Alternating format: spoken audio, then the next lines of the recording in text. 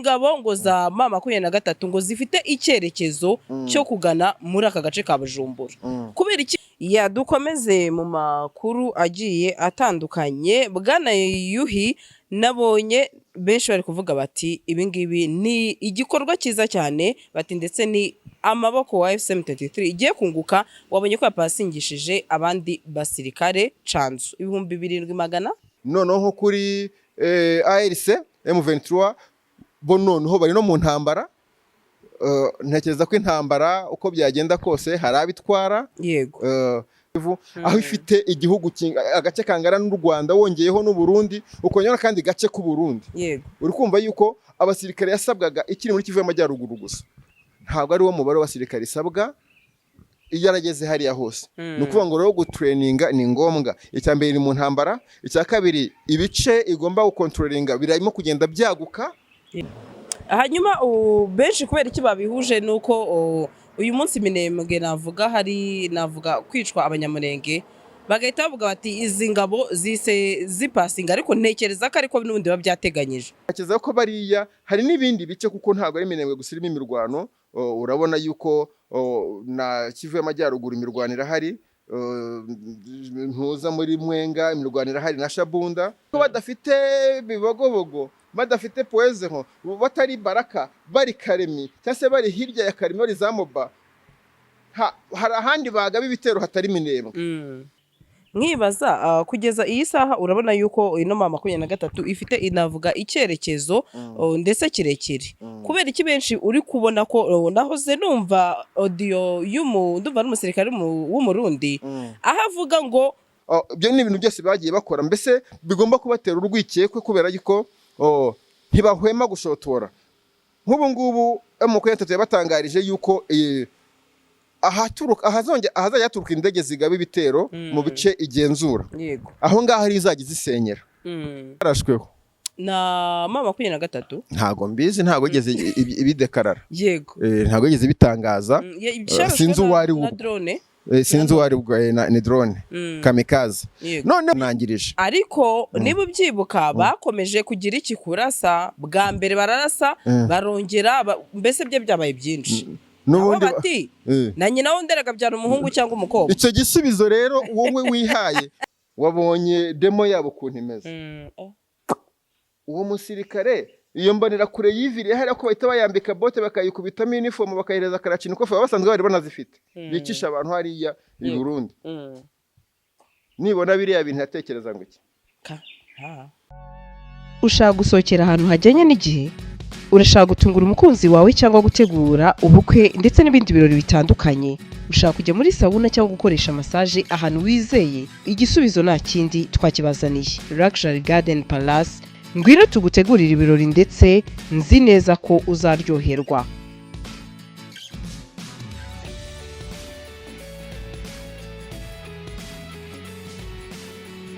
Abafite ubukwe by'akarusho namwe twabatekerejeho kuko tubafitiye jardin nini na tent ukorera mu bukwe.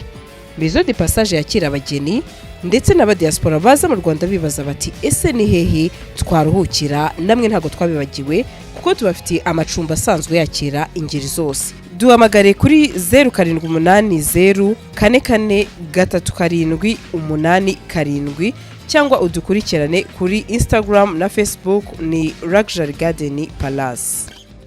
Bakunzi bacu turabasuje aho murereye mu mpande zose z'isi, mwebwe mukunda ibiganiro tubagezaho umunsi ku wundi. Nukuri muri abantu b'ingenzi abakurikirana Gasaro TV, Magash TV na Yuhi News TV, twagarutse ndetse mu makuru agiye atandukanye. Yuhi, umeze neza? Ndashima Imana. Waramutse gute? Meze bon. Meze neza. Uko mfite morale? Ufite morale gusa ndabana no uyu munsi hano haramutse izuba. N'ubwa mbere bundi buri gihe tugiye gukora imvura ngo ba. Bundi ngo dufite klima nziza cyane ahantu hakonje. Naga gukonje bitandukanye n'imvura. N'imvura irahahora, rero se ugize ngo hahora imvura hahora n'ubushyuhe. Oya. Gusa nyine ni umugisha akavura, ariko nanone izuba niritwica cyane turaza kwimuka kuko ndabona ewana byabaye ryinshi cyane. Yuhi, none se umeze gute? Amakuru njya mbona rwose ndagushimira cyane ko abantu bagukunda, nawe ubandikira ukabashimira ukabaha udutima pe. N'umuco mwiza cyane. Ukunda nawe ugomba kumukunda. Yego. ntabwo uzi wa mugabo waririmbye ngo urukundo ni indwara ngo iyo kitavuye yica nk'izindi zose. yego niba umuntu agukunda mukunde. Ndetse nunagira ubupfura kurusha abandi n'ukwanga igihe ntacyo ari bugutware wowe umukunde ntacyo bitwaye. Wenda ntabwo uri umukunde ngo ugende umwitiseho ugire gute, ariko wa mwanya amara agutekerereza inabi wowe ntugukoresha umutekerezaho nabi, ahubwo ubukoresha witekerezaho, utekereza n'iterambere ryawe n'ibindi. yego dukomeze mu makuru agiye atandukanye. Bwana Yuhi, nabonye benshi bari kuvuga bati ibi ngibi ni igikorwa cyiza cyane, bati ndetse ni amaboko wa FCM33 igiye kunguka. Wabonye ko yapasingishije abandi basirikare canzu 7,700. Ntago narebye imibare irengaho, ntago nyizi. 7,300 yego. Benshi rero bati nandi maboko bagiye kubona. Ibi ngibi bivuze iki, bisobanuye iki Bwana Yuhi? Ntekereza yuko igisirikare cyose kiba kigomba icyambere kigomba gutraininga, kuko abarimo barasaza, niyo cyaba kitari mu ntambara abarimo barasaza. Ikindi cya kabiri, uko igisirikare kigenda cyevoruwe hagenda hazaho n'amataktike n'amatekinike akeneye amaraso mashyashya. Icyo ni icyambere. Noneho nko kuri ARC M23 bo noneho bari no mu ntambara. Ntekereza ko intambara uko byagenda kose hari abitwara. Yego. Hari kuvugura uburyo bw'imirwanire. Wabonye yuko nk'abari abapasinzi ari abantu bakoze kosi ya gikomando, ni abakomando. Urumva ko nabwo hari amasomo bagomba guhabwa no guhora batyaza buri gihe no kongera imbaraga. Ikindi nanone ngira ngo uko abasirikare ba M23 banganaga ikiri muri Bunagana gusa, n'umubare yasabwaga kugira ngo w'abasirikare ngo ibashe kuba yakontrola umutekano wa hariya hantu, ntekereza yuko atari wo uyu munsi isabwa, aho yamaze kugera muri za Sud Kivu, aho ifite igihugu agace kangana n'u Rwanda, wongeyeho n'u Burundi, ukongera kandi gace ku Burundi. Uri kumva yuko abasirikare yasabwaga ikiri muri Kivu y'Amajyaruguru gusa, ntabwo ari wo mubare w'abasirikare isabwa iyo yarageze hariya hose. Ni ukuvuga ngo rero gutraininga ni ngombwa. Icya mbere ni mu ntambara, icya kabiri ibice igomba gukontrolinga birarimo kugenda byaguka. Yego. Uko byaguka igomba kwagura effective. Ikindi kandi twagiye dukunda kubona igisirikare bahanganye, yaba iriya coalition ya FARDC, ya FDNB, Mai, FDLR, nabo bacanshuro, ubona ko ikintu cya effective bakitaho cyane. Bakoresha effective nini, ku buryo usanga barebye agace bagiye kugabaho ibitero, bakareba abasirikare ba 23 bahari ukuntu bangana, ukabona bo babakubye nk'inshuro 4 cyangwa se 5. Ntekereza ko badatraininga batongera abasirikare, urugamba rwazagera ngo rukabanabananira, ndetse n'uburyo bagenda baguka. Urabona ko uko ugenda waguka, wagura ibice, niko umubare wawe ugenda uba mukeya. Urugero naguha, buri uramutse ufashe litiro y'amazi, yego, ukayishyira mu kajerekani ka litiro imwe y'amazi, urabona ko yuzuramo. Yego. Ariko ya litiro usutse mu kajerekani ka litiro 5, ya litiro itangira kugenda igabanuka. Ishyize mu kidomoro kinini cya litiro 200, ya litiro nta nubwo yazerera mu ndi, ntabwo yapfuka indibo, yareka ahantu. Ni ukuvuga ngo wa mubare w'aba basirikare uko ugenda ubashyira mu gace kanini bagenda bibura, ugasanga bakeneye gatoya babasha gukontrola.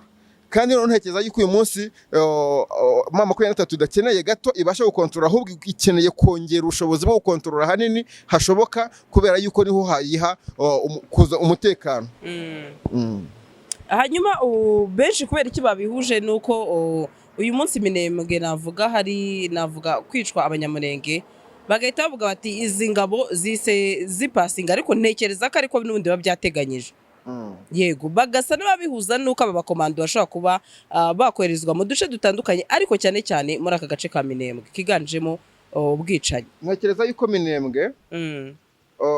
Minembwe iyi ngiyi ubona nta gihe, imyaka 9 irashize abaturage b'Abanyamurenge barimo bicwa, barimo batotezwa n'igisirikare cya Kongo FARDC ndetse n'igisirikare cy'u Burundi. Ni ukuvuga ngo twirwaneho igiye kuvuka, yavutse kwa kwibona hari ikibazo kandi kigomba gukemurwa nabo. Yego. Igihe kiragera yihuza na M23 ndetse hamaze igihe hariyo na batayo yose ya M23 hari mu Minembwe.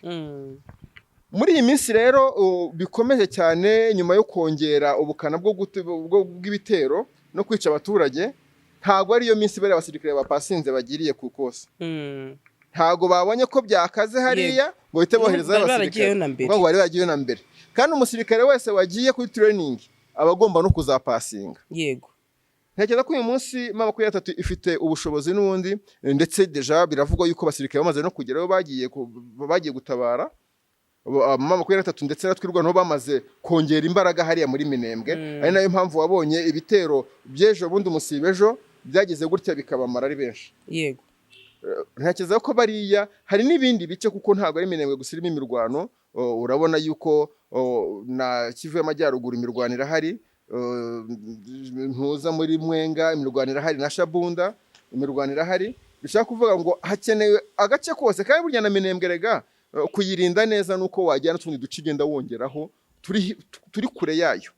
Kuko ntekereza ko abatera Minembwe, abatera Rugezi, Bibogobogo n'ahandi baraza bagaturuka haza Baraka, bagaturuka za niyo za Bibogobogo bagaca za Pwezeho bakazamuka baza za Rwitsankuku bakataka. Ariko badafite Bibogobogo, badafite Pwezeho, batari Baraka, bari Karemi cyangwa se bari hirya ya Karemi bari za Moba, hari ahandi bagaba ibitero hatari Minembwe. Icyo gihe rero kuko hari ahandi hantu bagaba ibitero hatari Minembwe, barasabwa kuba basunika bakigiza umwanzi kure yabo bashinzwe kure y'abaturage. Nubwo n'ahandi naho hari abaturage, ariko kandi hari ibice bitarimo gukorwamo jenoside. Ibice bikorwamo jenoside ni ibice birimo abanyamurenge, birimo abakongomani b'abatutsi. Ntekereza ko icyo gihe bagiye babasunika bakabigeza hirya byizo bariya bamaze imyaka 9 bacuragoringa byibuza bahumeka. Abo rero izo ngabo nyinshi ziya zipasinga, ngira ngo Papa Sahari no gutabara koko abaturage nkuko babivuze, no kurinda abo baturage nkuko babivuze, ariko tuta precisinga ngo tuve ngo ni hano ngo Minembwe, kuko kurinda neza no kugira ibicurindiramo. Ntago wajya kurindira, ntago warindira umwanzi mu nzu, kuko niyo murwanya ibirahure bimeneka n'ibyiwawe. Yego. Hanyuma nkibaza, ndabona ari 7,750. Yego. Nkibaza kugeza iyi saha urabona yuko ino M23 ifite inavuga icyerekezo ndetse kirekire. Kubera iki benshi uri kubona ko nahoze numva audio ndumva n'umusirikare w'umurundi ahavuga ngo abigaragare ko ngo izi ngabo ngo za M23 ngo zifite icyerekezo cyo kugana muri aka gace ka Bujumbura. Kubera iki ubona yuhi basa naho muri iyi minsi ndaza wenda kubigarukaho mu kiganiro kiri imbere mu buryo burambuye, ariko urabona ko hari urwikekwe rw'uko ino M23 kuba ikomeje navuga kongera ingabo ndetse no gukora navuga ibikorwa bya gisirikare. N'iki ngiki ndahita ngishyiramo. Bisa naho abarundi basa naho bari mu bwoba, cyangwa se bavuga bati ese kongera ingabo nibyaba bigiye kudukoramo akazi, cyangwa se no M23 ikagana Bujumbura, kuko numvisha avuga ngo arasaba abarundi kuba maso ndetse bakitonda. Ubundi ngendo umuntu kera utarajyaga niyumvisha ukuntu M23 yarasa Bujumbura nka M23. Yego. Ariko nashyiragaho akantu kavuga ngo umunsi muzabona Bujumbura yagenze imbunda hari iwabo, ikarasa muri Kongo, ikarasa bene igihugu barimo kurwana uburenganzira bwabo, icyo gihe bazatanze uburenganzira bwo ko M23 yagira gute ishaka kubarasa, yabarasa. Ibyo nkuko nabivugaga, ntago nigeze mbona M23 yadivasinga ngo ujye Burundi nta mwanzi kurikiye, nta uyirashe ari Burundi. Yego. Ariko igihe bayirasagaho hano muri Kamanyora na Katogota, ngira ngo umwara yibonye ko yarasheyo. Yego. Binarangira gutyo rwose. Igisirikare cy'u Burundi bo ubwabo bazi neza icyo bakoreye M23. Yego. Duhereye muri Kivu y'Amajyaruguru, operation ya Kicwa murayizi, yaguyemo Leta Zayirwa. Hari operation, hari ibikorwa cy'abanyamaswa bakoze ku nturo batwika umudugudu wose ngo baratwikira abatutsi. Ibyo murabizi. Uburundi bwafashe intambara ya Kongo, nuko ngo ni nkuko mbese abavandimwe baba barimo kurwana, noneho wagenda ntujye kubakiza, ahubwo ugafata umwe ukamufasha gukubita undi. Yego. Ndetse Uburundi bwafashe intambara ya Kongo buyigira iyabwo.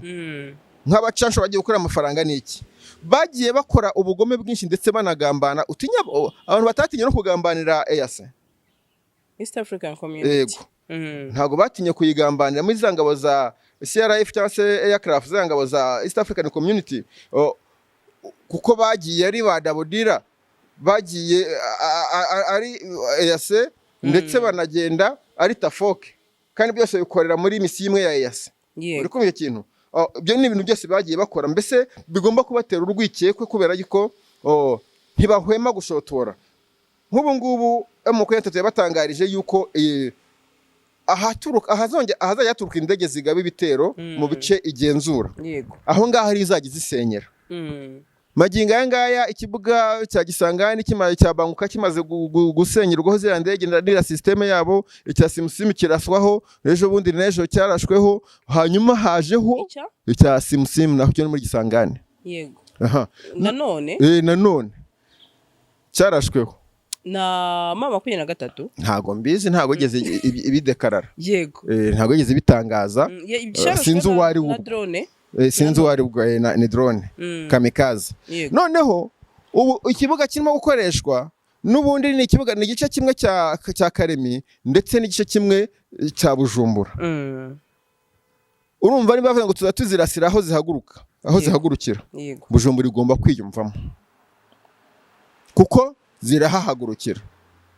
Nimba ishaka igomba ku destroyinga ibitero ibisanze aho bituruka, Burundi igomba kwiyumvamo kuko hahaguruka ingabo zigiye kugira gute, zije kurasa mama 23.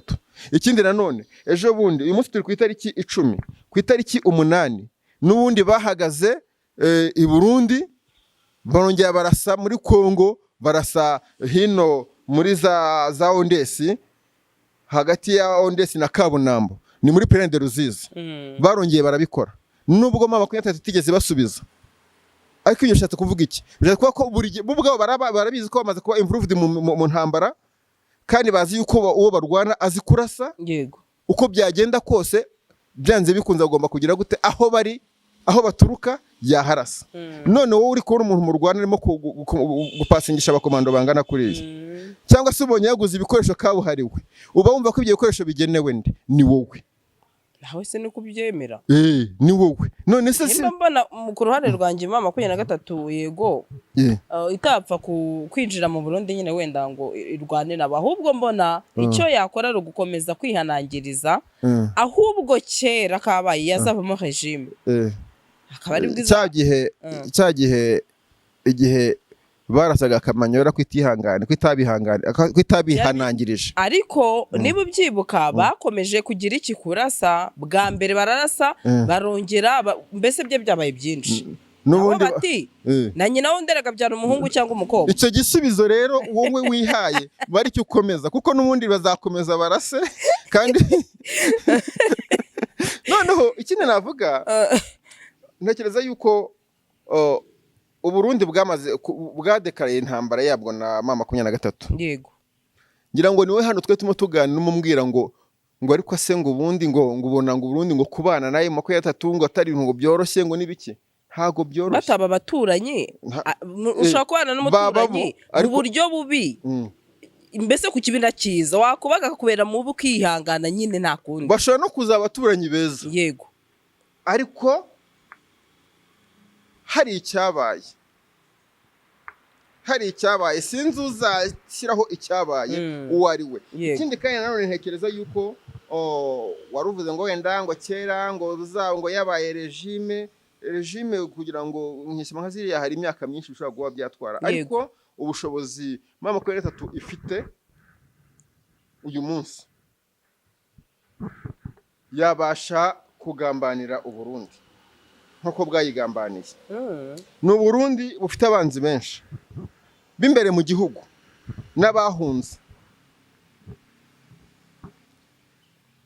Uretse ko bitanashoboka, ese bakeka yuko buriya hariya Kongo Kinshasa byanze hari Tabara ikaba koko itarimo kwa Neva nkuko babivuga igahombokera mu Burundi hakazamo M23 ko ururimi bavuga ari rumwe ukeka yuko Neva yabakira ntago byakoroha rero ntekeza yuko buri gihe umurashi nkaye mu 23 iyo ubonamo gutera imbere waramwihenuyeho umugabaho ibitero uri kuhangana nawe byanze bikunze ugomba kwikangamo bica bumva ko ino 23 yakerekeza yabarasiye muri Rucuru barasira Rubayi barasira Masisi hose barasira Gicwa barasira Ngungu barasira Bweramani barasira Minovi barasira Kavumu barasira Kamanyori barasira Rubarike barasira Ruvungi barasira hehe bava muri Uvira bariya basirikare 2700 batari biyongeraho nawe rero uno musirikare afite ubwoba bw'ukuri noneho nimba biyongereyeho hagiye kubiki ukumva wa muntu n'umuntu uhora wirukanka ahumekera mu kwa nk'umuserebanya kubera ubwoba bwa 23 uwo musirikare ukumva nimba yumshe 2700 by'abakomanda wabonye demo yabo kuntu imeze uwo musirikare iyo mbonera kure yiviriye hari ko bahita bayambika bote bakayikubitamo uniform bakayihereza karacini ko basanzwe bari banazifite bicisha abantu hariya i Burundi nibona biriya bintu yatekereza ngo iki ushaka gusohokera ahantu hajyanye n'igihe urashaka gutungura umukunzi wawe cyangwa gutegura ubukwe ndetse n'ibindi birori bitandukanye ushaka kujya muri sauna cyangwa gukoresha massage ahantu wizeye igisubizo nta kindi twakibazaniye Luxury Garden Palace ngwino tugutegurira ibirori ndetse nzi neza ko uzaryoherwa